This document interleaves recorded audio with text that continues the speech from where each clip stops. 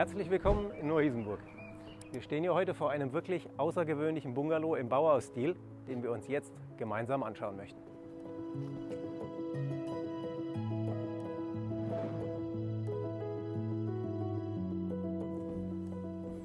Der Bungalow wurde 1964 erbaut und im Jahre 2013 vollumfänglich modernisiert.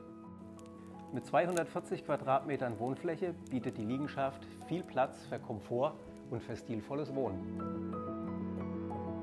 Zwei der Highlights sind der Kamin und der angrenzende großzügige Wintergarten.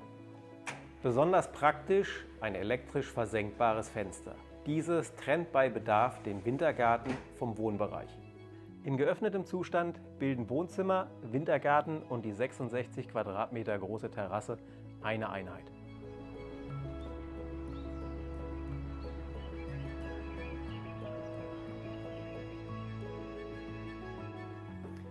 Die hochwertige und maßgefertigte Einbauküche von Simatic ist mit Markengeräten aus dem Hause Siemens ausgestattet.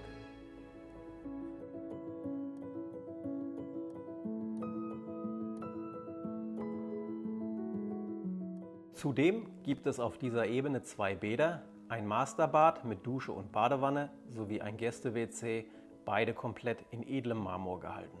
Der räumlich abgetrennte elterliche Schlafbereich verfügt neben Master Bedroom und Master Bathroom auch über Einbauschränke von einer Länge von fast 10 Metern.